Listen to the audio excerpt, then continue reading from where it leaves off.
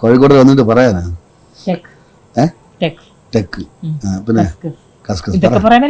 അതല്ല കാര്യങ്ങളാ ടെക്ക് കസ്കസ് കാര്യമില്ല. ഞങ്ങള് ഞങ്ങളുടെ ഒരു യൂട്യൂബ് ചാനലിന്റെ അല്ല ഒരുപാട് യൂട്യൂബ് ചാനൽ ഇപ്പം ഈ പറയുന്ന പോലെ കുമിള് കണക്കെ ഒരുപാട് യൂട്യൂബ് ചാനൽ വരുന്നുണ്ട് പോകുന്നുണ്ട്. അപ്പം നമ്മളതല്ല നമ്മൾ ചെയ്യേണ്ട എന്ന് പറഞ്ഞാൽ നമുക്ക് പറയാൻ ഒരുപാട് കാര്യങ്ങളുണ്ടാവും. അപ്പം അത് ജനങ്ങൾ എത്തിക്കുക എന്ന് പറഞ്ഞാൽ നല്ലൊരു മീഡിയ ആണ് ഈ യൂട്യൂബ് ചാനൽ. ഇപ്പോൾ വരുന്നു ഇപ്പോൾ യൂട്യൂബ് ചാനൽ നല്ലതും ചീത്തയായിട്ടും ഒരുപാട് കാര്യങ്ങൾ വരുന്നുണ്ട്. അപ്പം നമ്മൾ ഇനിയിപ്പോൾ എവർ തുടങ്ങാൻ പോകുന്ന യൂട്യൂബിൽ എന്താണാവോ എന്ന് ചിന്തിക്കുന്ന നമ്മളെ പ്രേക്ഷകർ കാണും. അപ്പോൾ തീർച്ചയായിട്ടും ഞങ്ങൾ തുടങ്ങാൻ പോകുന്ന സംഭവം എന്ന് പറഞ്ഞു കഴിഞ്ഞാൽ നമ്മുടെ കയ്യിലുള്ള കുറേ കാര്യങ്ങൾ നിങ്ങളിലേക്കും നിങ്ങൾക്കറിയാവുന്ന ചില കാര്യങ്ങൾ ഞങ്ങളുടെ ഭാവചലനങ്ങളിലൂടെ നിങ്ങളിലേക്ക് എത്തിക്കാനും സരളമായ ഭാഷ ആൾക്കാർക്ക് മനസ്സിലാകുന്ന ഈ സാഹിത്യം വിട്ടിട്ട് മര്യാദയ്ക്ക് സംസാരിക്കുക. വേറെ ഒന്നും കൊണ്ടല്ല, നമ്മുടെ മനസ്സിൽ ഇപ്പം ഞാൻ പറയാം. ഇപ്പം നിഷ ഒരുപാട് നാളുകൊണ്ട് ഈ നാടകത്തിൽ നിന്നൊക്കെ വന്ന ഒരാളാണ്, ഞാനും ഈ നാടകത്തിൽ നിന്ന് വന്നതാണ്. അപ്പോൾ നമ്മൾ ഇപ്പോൾ ഇന്നൊരു പ്രോഗ്രാമുണ്ട്, അതിന് ജനകീയമായ ശ്രദ്ധ കിട്ടി, ഞങ്ങളുടെയൊക്കെ ആൾക്കാർക്ക് ഇഷ്ടമാണെന്ന് വിശ്വസിക്കുന്നു. ആണ് അല്ലേ? ഇഷ്ടമല്ലേ? ഇഷ്ടമാണ്. അപ്പം ഞങ്ങളുടേതായിട്ട് ഞങ്ങൾ വളർന്നു വന്ന കുറേ സാഹചര്യങ്ങളുണ്ട്. ആ നാടകം പിന്നെ ഞാൻ വന്ന നാടകത്തിൽ നിന്ന് എന്ന് പറഞ്ഞു കഴിഞ്ഞാൽ അറിയാമല്ലോ, എൻ്റെ ഗുരുനാഥൻ കാവലം സാറാണ്. അപ്പം നാടകം ചെയ്യുമ്പോൾ അവിടെ നിന്നിട്ട് തന്നെ ഒരുപാട് ആൾക്കാരുമായിട്ട് ബന്ധപ്പെടേണ്ട കാര്യങ്ങൾ വന്നു. അതായത് നമ്മൾ തനത് നാടകങ്ങൾ, പിന്നെ നമ്മുടെ നാടൻ കലാരൂപങ്ങൾ. ഇപ്പം ഒരു കലാകാരൻ എന്ന് പറയുമ്പോൾ ഇപ്പോൾ എല്ലാവരുടെയും വിചാരം എന്ന് പറഞ്ഞാൽ ഒരു സിനിമാ നടന് മാത്രമേ കലാകാരനാവുള്ളൂ എന്നുള്ളതാണ്. ഒരു കലാകാരൻ സിനിമ നടൻ, അതിനപ്പുറം ഇല്ല. പക്ഷെ അതിനപ്പുറം ഉണ്ട്. ഈ ഒരു ജീവിതം തന്നെ ത്യജിച്ച് ഒരു കലയ്ക്ക് വേണ്ടി ജീവിതകാലം മുഴുവൻ നടന്ന ആൾക്കാരുണ്ട്, ഇഷ്ടംപോലെ ആൾക്കാരുണ്ട്, ഒന്നും അറിയപ്പെടാതെ പോയ ആൾക്കാരുണ്ട്. അതായത് ഈ കണ്ണിയാറുകളി, കുത്തിയോട്ടം, പിന്നെ കാക്കാരിശി നാടകം, പാട്ട് നാടകം, അവരുടെ അനുഷ്ഠാന കലകളാണ്. തെയ്യം, പടയണി, അങ്ങനെ ഒരുപാട് കലകൾ ഉണ്ട് നമ്മൾ. അപ്പോൾ നമ്മൾ അറിയപ്പെടുന്നതെന്ന് പറഞ്ഞു കഴിഞ്ഞാൽ ഒരു കലാകാരൻ കുറഞ്ഞ പക്ഷം ഒരു സിനിമ നടനെങ്കിലായിരിക്കണം, എന്നാലും കലാകാരൻ എന്നുള്ള രീതിയിൽ അംഗീകരിക്കുള്ളൂ എന്നുള്ളതാണ്. അപ്പോൾ അതല്ല സംഭവം. അപ്പോൾ നമുക്ക് ഇത്രയും വരെ പരിചയപ്പെടുത്തുന്നെങ്കിൽ ഇപ്പോഴത്തെ ഏറ്റവും ഞാൻ നേരത്തെ പറഞ്ഞ പോലെ ഏറ്റവും നല്ല ഒരു മാധ്യമമാണ് യൂട്യൂബ്. ഞാനിങ്ങനെ വിചാരിച്ചപ്പോൾ ഞാൻ പറഞ്ഞു എൻ്റെ തലപ്പത്ത് ഒരാൾ വേണം നമ്മുടെ ഒരു കാരണവരായിട്ട്. അപ്പം ജോയേട്ടൻ സമ്മതിച്ചു. ആ ഒരു വലിയൊരു മനസ്സിന് നന്ദിയുണ്ട്. അപ്പം ഞങ്ങളങ്ങനെ സ്റ്റാർട്ട് ചെയ്തു. എൻ്റെ പേര് കസ്കസ് എന്നാണ്.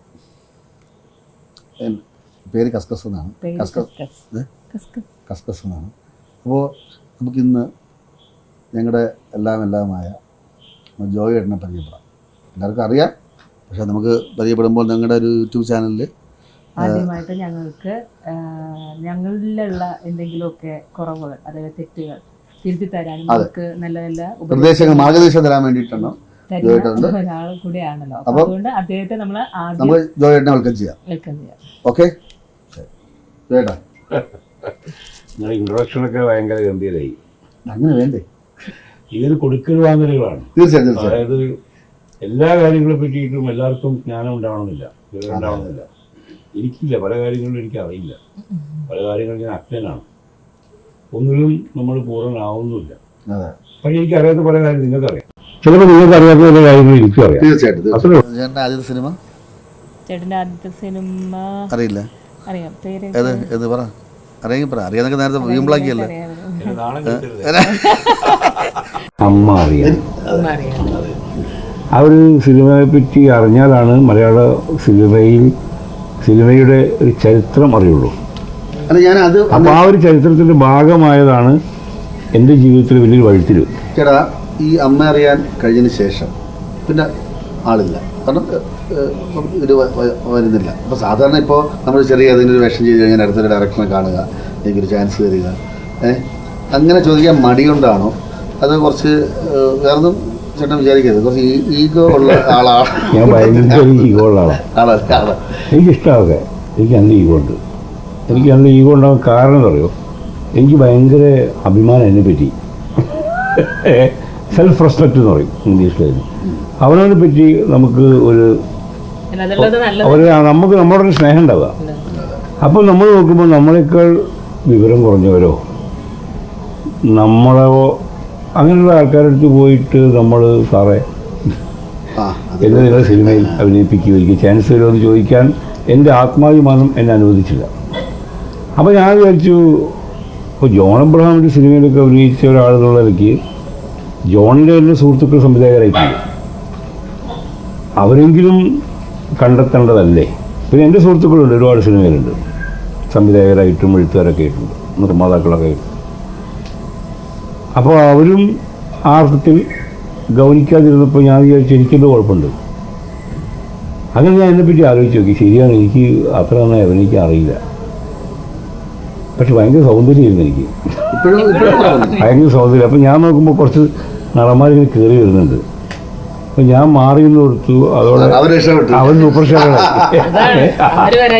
പിന്നെ ഭയങ്കര സാമ്പത്തിക ബുദ്ധിമുട്ട് വന്നൊരു സമയത്താണ് മധുമോഹൻ്റെ സീരിയലിൽ കുറച്ച് ദിവസം പോയി അഭിനയിച്ചു.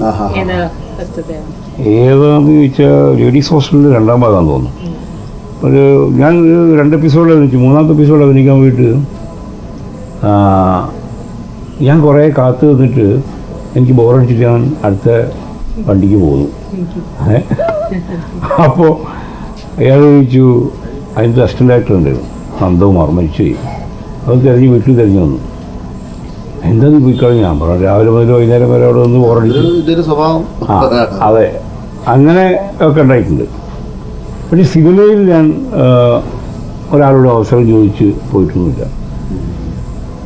പിന്നെ ഞാൻ എൻ്റെ ജീവിത പ്രശ്നങ്ങളായിട്ട് പോയി. ഞാനും ഇങ്ങനെ ഇതുപോലെ വേണം, എനിക്ക് ആരുടെ അടുത്ത് അവസരം ചോദിക്കണം വിചാരിക്കും, പക്ഷെ മനസ്സനുവദിക്കില്ല, ഞാൻ എൻ്റെ അടുത്ത് ചോദിക്കും. പക്ഷേ അതിൻ്റെ കാര്യം പറയാം, ചിലപ്പോൾ നമ്മളായിരിക്കും തെറ്റ്. എനിക്ക് തോന്നിയത് എൻ്റെ നിലപാട് തെറ്റായിരുന്നോ എന്ന് എനിക്ക് തോന്നിയപ്പോഴായിരുന്നു. മമ്മൂട്ടിയുടെ ഒരു ഇൻ്റർവ്യൂ ഉണ്ടായിരുന്നു ജോണി ലൂക്കോസായിട്ട്, നേരെ ചൊവ്വ എന്നുള്ള ഒരു ഇൻ്റർവ്യൂ. മമ്മൂട്ടി പറയുന്നുണ്ട്, എനിക്ക് ആരോടും ചാൻസ് ചോദിക്കാൻ മടിയില്ല.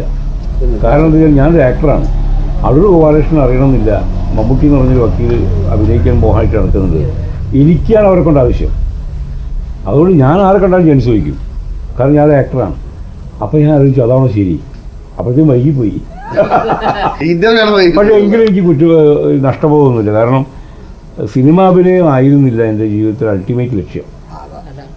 എനിക്ക് ഓരോ ദിവസവും ഞാനായി ജീവിക്കുക, എൻജോയ് ചെയ്യുക, എനിക്ക് എൻ്റെ സുഹൃത്തുക്കൾ, എൻ്റെതായ സന്തോഷങ്ങൾ, എൻ്റെ എഴുത്ത്, എൻ്റെ വായന, അല്ലെങ്കിൽ അങ്ങനെയൊക്കെ. അല്ലാതെ അഭിനയിക്കുന്നത് നല്ല തന്നെ, നല്ല സുഖമുള്ള കാര്യമാണ്. പക്ഷേ അതിനുവേണ്ടി ഇങ്ങനൊരു ഇത് ചെയ്യാൻ എന്തോ എനിക്ക് തോന്നിയില്ല.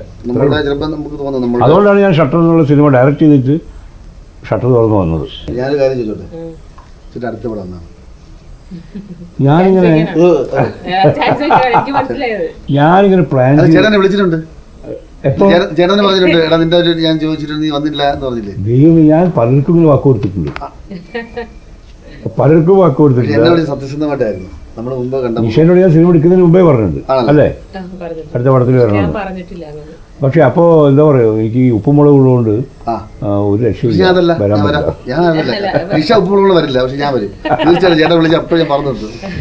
ഞാനിങ്ങനെ പ്ലാൻ ചെയ്തുകൊണ്ടിരിക്കുമ്പോൾ മാറിപ്പോകും. കാരണം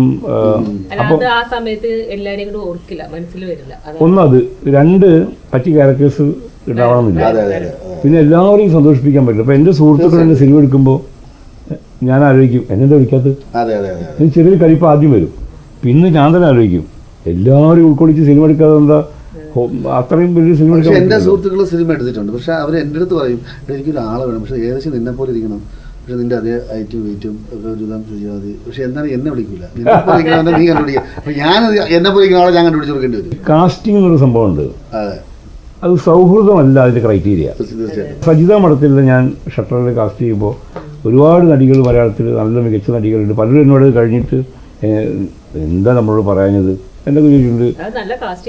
അപ്പോൾ എനിക്ക് വേണ്ടത് അങ്ങനത്തെ ഒരു രൂപമായിരുന്നു, അങ്ങനത്തെ ഒരു ശരീരപ്രകൃതി. പിന്നെ സജിതയാണെങ്കിൽ ഈ സെക്സ് വർക്കേഴ്സിനെ പറ്റി പഠിച്ചിട്ടുണ്ട്, അവരുടെ മാനറിസങ്ങളും കാര്യങ്ങളും. അതുകൊണ്ടാണ് ഇവിടെ നിന്നൊക്കെ പൈസ എടുക്കുന്നതും ഡയലോഗും ഡെലിവറിയും ഒക്കെ തന്നെ. അപ്പോൾ അത് ഇവർ ലാലിനെ കാസ്റ്റ് ചെയ്തത് പല ആൾക്കാരും സജസ്റ്റ് ചെയ്തു. എൻ്റെ അടുത്ത് സുഹൃത്തായ രഞ്ജിത്ത് എന്ന് പറഞ്ഞു, വേറെ ആളെ പേരൊക്കെ പറഞ്ഞു.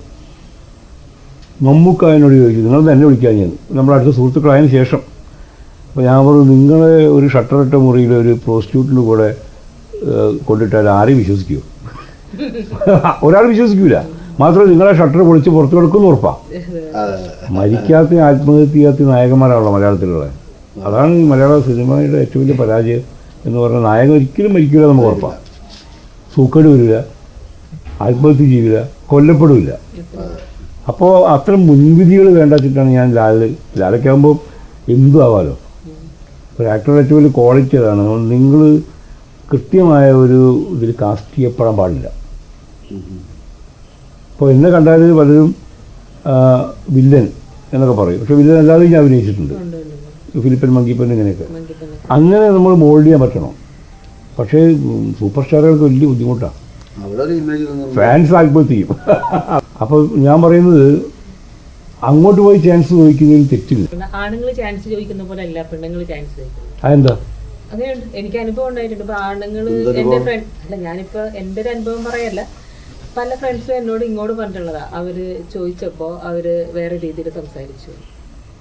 അതെന്താ അറിയോ, ഈ സിനിമയിൽ ആദ്യകാലത്ത് നടികൾ വന്നതൊക്കെ ദാരിദ്ര്യം കൊണ്ടാണ്. ബുദ്ധിമുട്ട്, പട്ടിണി. നമ്മൾ മലയാള സിനിമയുടെ ഹിസ്റ്ററി നോക്കിയാൽ അറിയാം, തെലുങ്ക്, തമിഴിലൊക്കെ. അപ്പോൾ പലതിനും വഴിപ്പെടേണ്ടി വരും. KPS ലളിതയുടെ ആത്മകഥയൊക്കെ വായിച്ചു നോക്കിയാൽ എനിക്ക് മനസ്സിലാവുന്നത്. അവരെഴുതിയ പുസ്തകമൊക്കെ ഉണ്ട്, പല നടികളുടെയും ആത്മകഥയൊക്കെ ഉണ്ട്. അന്നത്തെ സിനിമയല്ല ഇന്ന്.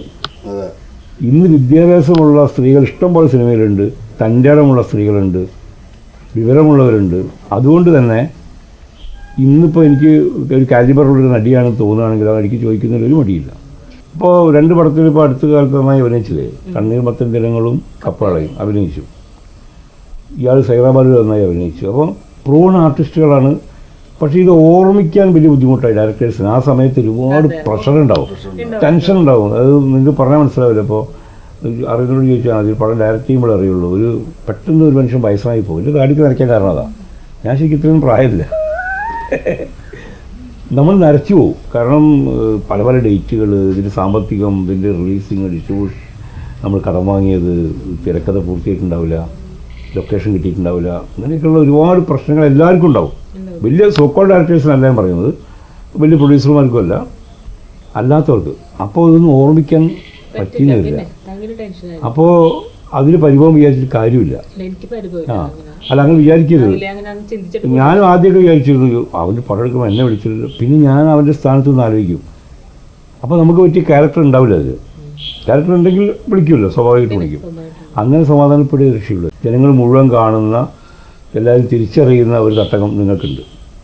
ഓരോ മനുഷ്യനും വേണ്ടത് അവനവൻ്റെ സെൽഫ് എക്സ്പ്രഷനുള്ള വേദികളാണ്. അപ്പോൾ ചില ആൾക്കാർ കവിത എഴുതിക്കുകയും ചെയ്യാം, ചില ആൾക്കാർ സിനിമയിൽ അഭിനയിക്കും, ചില ആൾക്കാർ കഥ എഴുതും. പക്ഷേ സിനിമ എന്ന് പറയുമ്പോൾ അതിന് പണവും പ്രശസ്തിയും ഒരുമിച്ച് കിട്ടും. ഇപ്പോൾ ഒരു കവിക്ക് കിട്ടുന്ന മാതിരിയല്ല ഒരു സിനിമയിൽ അഭിനയിക്കുന്ന ആൾ പോകുമ്പോൾ അല്ലെങ്കിൽ ആളെ കാണുമ്പോൾ കിട്ടുന്നൊരു അതാണ് നമുക്ക് വിചാരിക്കും, ഇയാളാണ് കലാകാരൻ. നിങ്ങൾ നേരത്തെ പറഞ്ഞത് ഈ കലാകാരൻ എന്നുള്ളത് നമ്മളെ ഒരു ഭയങ്കരമായി തെറ്റായ ധാരണ. അതിൽ തെറ്റായി ധരിച്ച ആൾക്കാർ ജുബ്ബയൊക്കെ ഇട്ട് നടക്കുന്നത് കാണാം. അല്ല,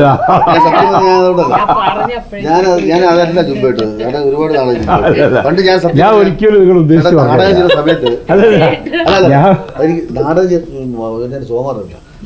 സോപാനത്തിൽ എല്ലാവരും ജുബിടണം അല്ലേ? അങ്ങനെ ഉണ്ടോ? അല്ല, ഞാൻ മിക്കവാറും ഇടുന്ന സാറിന്റെ ജുബയാണ്. അല്ല, പൊതുവെ നിങ്ങൾ ആ ഗ്രൂപ്പിൽ മുഴുവൻ ജുബക്കാരാണല്ലോ. പൈസ ഇല്ല, വാങ്ങും ഒന്നുമില്ല. അപ്പൊ സാറിന്റെ ജുബയ്ക്ക് പൈസ കൂടുതൽ, സാറിന്റെ വാങ്ങും. പഴയത് സാറ് നനച്ചിട്ടേക്ക് ഞാൻ വാങ്ങും. ഞാൻ പറയും, സാറേ ഇത് നല്ല ജുബയാണല്ലോ, എന്താ വേണോ ചോദിക്കും. സാറിന് 6 അടി പൊക്കമുണ്ട്, എനിക്ക് അപ്പോൾ 5.5 അടിയിലേ ഉള്ളൂ. ഞാൻ പറയും, അപ്പം ഞാൻ വെട്ടിയിട്ട് ചിലപ്പോൾ വലിയ ജുബയാണെങ്കിൽ ഷോൾഡർ നോക്കിയിട്ട് സാറിൻ്റെ അമ്മ ശരദാമണി അമ്മ എനിക്ക് തരും, ബിജു കൊണ്ടുപോകാന്ന് പറയും. അങ്ങനെ എനിക്കൊരു 10-16 ജുബയുണ്ട്. സാറിട്ട് ജുബയുടെ അലക്കുന്നതൊക്കെ ജോണബ്രാമിട്ട് ഷർട്ട് ഇട്ടാക്കുന്നുണ്ടാവും. ഒരു മാസം അലക്കാതെ ഇടും.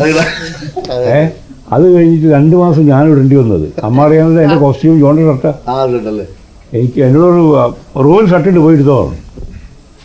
അപ്പം ഞാൻ ഓടിപ്പോയി ഒരു നീല കോർഡറായി ഷർട്ട്. സത്യത്തിൽ ഒരു 500 ഗ്രാം ഉണ്ടാവുള്ളൂ വെയിറ്റ്. പക്ഷെ ഇയാളൊരു മാസം ഇട്ടിട്ട് 3 കിലോ ആയിട്ടുണ്ട്. കാരണം അലക്കാത്ത പ്രശ്നമൊന്നുമില്ലല്ലോ. അപ്പം പിന്നെ ആ സിനിമയ്ക്ക് അത് മതി. പിന്നെ 2 മാസം ഈ സിനിമ അലക്കാൻ പറ്റില്ല. കണ്ടിന്യൂറ്റി ഡെയിലി നടക്കുന്നതാണ് കൂടുതൽ. അതിൽ അന്ന് നടന്ന നടത്തം ശരിക്കും നടന്നതിന് ദുബായി എത്തിയിരുന്നേ. ഇങ്ങനെ നടക്കല്ലേ, ദാരിദ്ര്യ സിനിമയല്ലേ, കാറില്ലല്ലോ. എങ്ങനെ കഴുകാൻ പറ്റും? കണ്ടിന്യൂറ്റി പോകില്ലേ? ഇത് ഉണങ്ങി കിട്ടണ്ടേ? അങ്ങനെ ഞാൻ അത് ധരിച്ച് എനിക്ക് കൂനായി പോയി. ഇങ്ങനെ ബാലൻസ് എടുക്കണം. ഞാൻ കുറെ നേരം കൊണ്ട് ഇങ്ങനെ ഒന്നും ബാലൻസ് വെക്കരുത്. ജീവിതത്തിൽ ഒന്നും ബാലൻസ് വെക്കാൻ പാടില്ല. അപ്പൊ നമ്മളെ ഇപ്പൊ നമ്മള് സമൂഹത്തില് ഈ പ്രതികരണം പല ഭാഗത്തു നിന്ന് പല രീതിയിലൊക്കെ നടക്കുന്നുണ്ടല്ലോ. ഇപ്പോൾ ചില ആൾക്കാർ നേരിട്ട് പോയി പ്രതികരിക്കുന്നുണ്ട്, ചില ആൾക്കാർ വൈരാഗ്യം സോഷ്യൽ മീഡിയയിലൂടെ പ്രതികരിക്കുന്നുണ്ട്. അപ്പോൾ ഇങ്ങനെയുള്ള ഈ പ്രതികരണത്തെ കുറിച്ച് ചേട്ടൻ്റെ അഭിപ്രായം? പ്രതികരിക്കുക എന്നുള്ളത് മനുഷ്യ സഹജമായിട്ടുള്ള വികാരമാണത്. പ്രതികരണ ശേഷി ഇല്ലാതിരിക്കുക എന്ന് പറഞ്ഞാൽ അയാൾ ഈ സൊസൈറ്റിയിൽ ജീവിക്കാൻ അർഹനല്ല എന്നർത്ഥം. നിങ്ങൾക്കൊരു നിലപാടുണ്ടാവണം, അത് തെറ്റോ ശരിയോ എന്നുള്ളതൊക്കെ വേറെ കാര്യം. അങ്ങനെ ഒരുപാട് ആൾക്കാരുടെ പ്രതികരണങ്ങളിലൂടെയും പ്രതിഷേധങ്ങളിലൂടെയാണ് ഇപ്പോൾ നമ്മൾ കാണുന്നൊരു മാനവ സംസ്കാരം രൂപപ്പെട്ടിട്ടുള്ളത്. മനസ്സിലായില്ലേ? പണ്ട് നമ്മൾ ഭൂപ്രഭുക്കളോട് സമരം ചെയ്തിട്ടുള്ള അടിയാളന്മാരുടെ സമരങ്ങൾ, ഐക്യത്തിനെതിരെയുള്ള സമരങ്ങൾ, ജനാധിപത്യത്തിന് വേണ്ടിയുള്ള സമരങ്ങൾ, സ്വാതന്ത്ര്യത്തിന് വേണ്ടിയുള്ള സമരങ്ങൾ, ഇങ്ങനെ ഒരുപാട് ആൾക്കാരുടെ പ്രതികരണം. മഹാത്മാഗാന്ധിയാണ് ഏറ്റവും വലിയ പ്രതികരണം നടത്തിയിട്ടുള്ള ആൾ. അപ്പോൾ അങ്ങനെയുള്ള പ്രതികരണങ്ങളിലൂടെയാണ് മനുഷ്യ പുരോഗതി ഉണ്ടായിട്ടുള്ളത്. അതിന് പുറന്തിരിഞ്ഞ് നിൽക്കുക എന്ന് പറഞ്ഞാൽ അവൻ മനുഷ്യ പുരോഗതിക്ക് എതിരാണ്.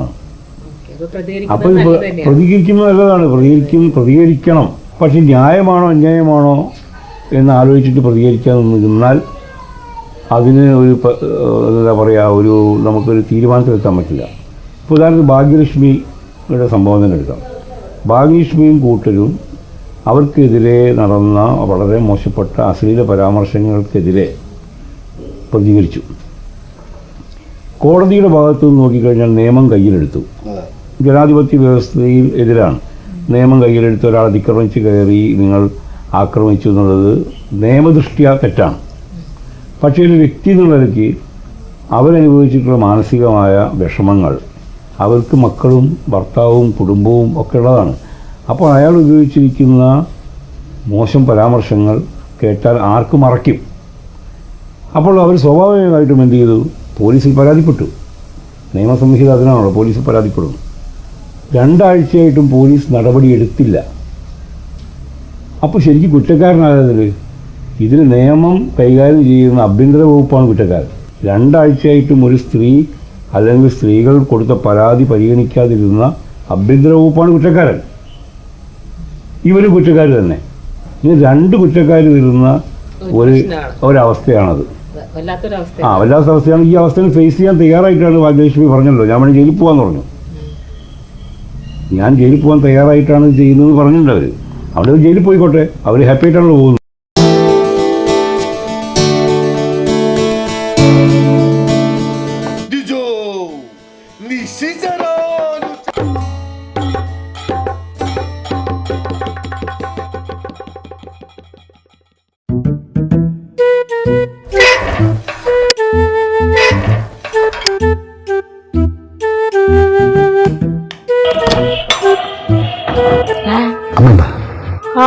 ഒരു കാര്യം പറയാം.